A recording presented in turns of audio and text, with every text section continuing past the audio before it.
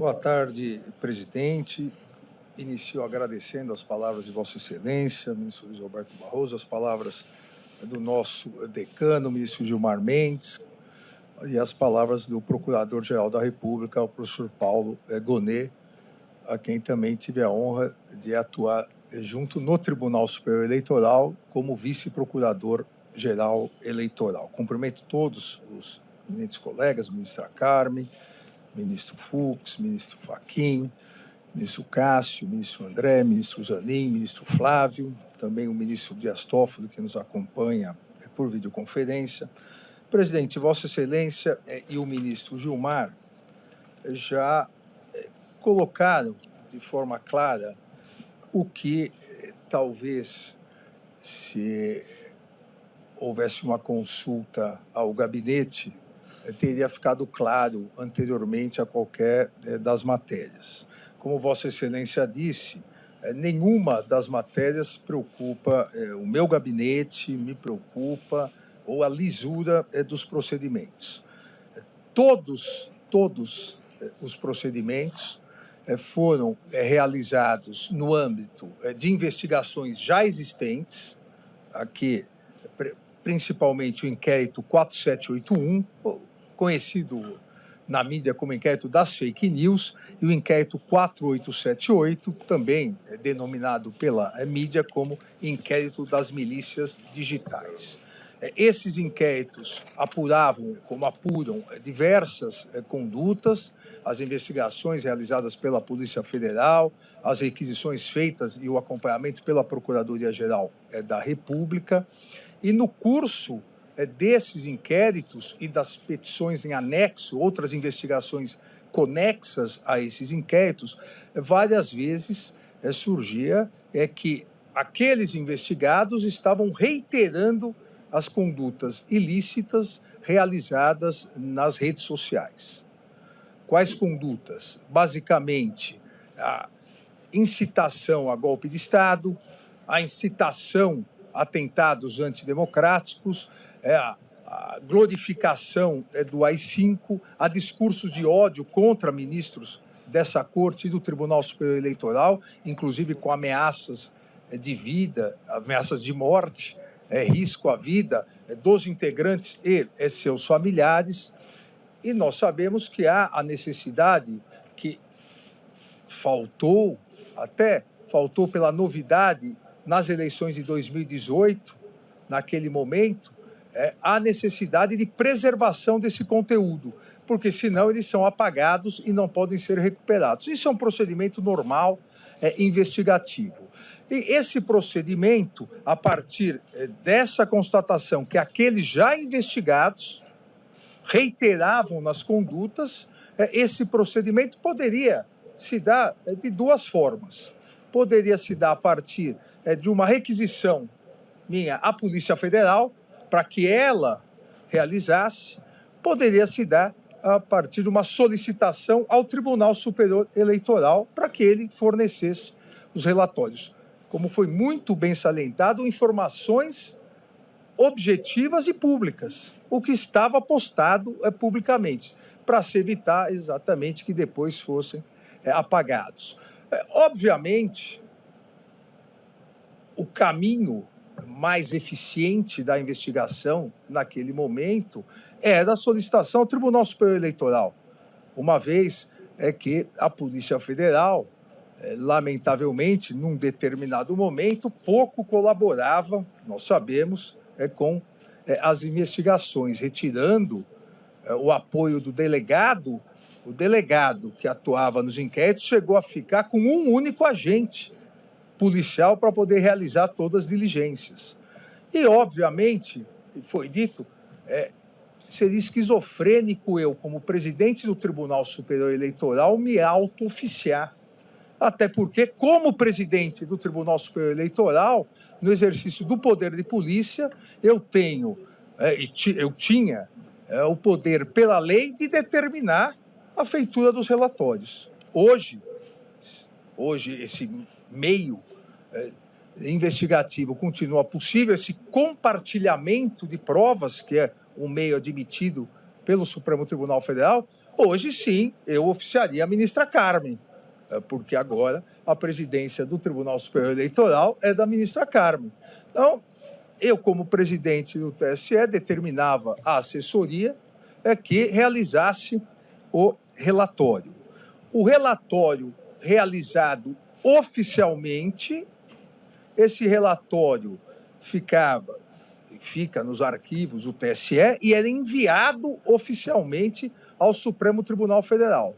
Enviado e protocolado no inquérito e na investigação específica, dado imediatamente ciência à Procuradoria-Geral da República e remetido à Polícia Federal para a continuidade das investigações.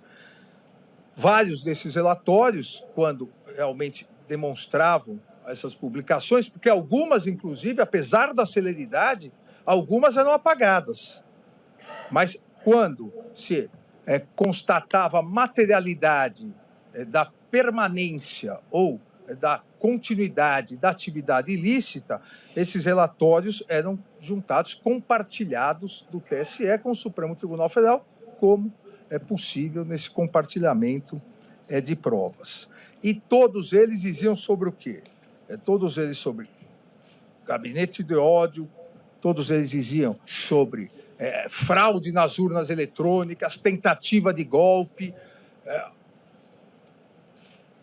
o chamamento ao que depois ocorreu em 12 de dezembro, no dia da diplomação, a depredação da Polícia Federal, aquele ônibus que foi incendiado aqui em Brasília,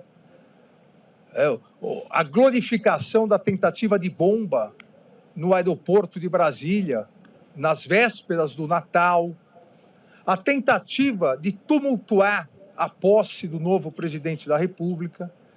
Veja, tudo isso já vinha sendo investigado, tanto no inquérito das fake news quanto nas milícias digitais, e novos fatos foram sendo agregados, e lamentavelmente, todos sabemos, e parece que alguns esqueceram, isso resultou na tentativa de golpe do dia 8 de janeiro.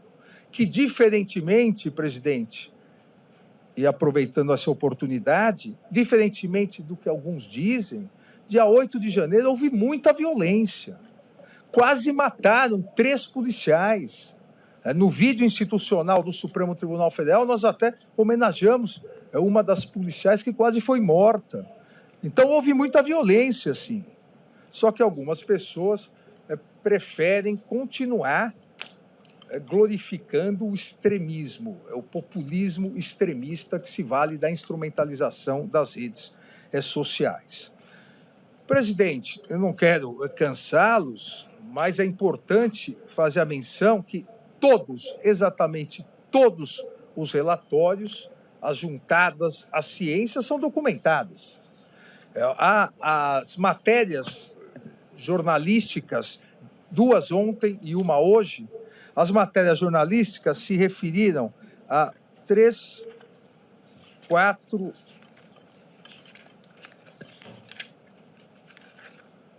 5, 6, 7, 8 pedidos de relatórios. Todos esses documentados. Eu cito um deles, que foi colocado ontem, do pseudo-jornalista foragido nos Estados Unidos, Rodrigo Constantino. Foi citado ontem isso.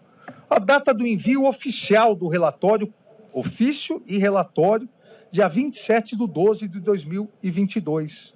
A data pro inquérito 4781, e isso deu margem à petição 10.800. Tudo documentado.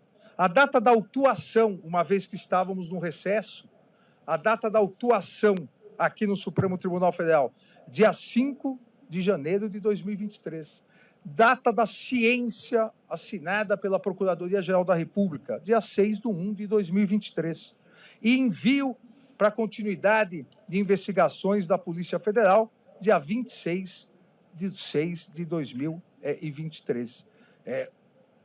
Do último envio foi primeiro em janeiro, depois 11 de maio e depois 26/6.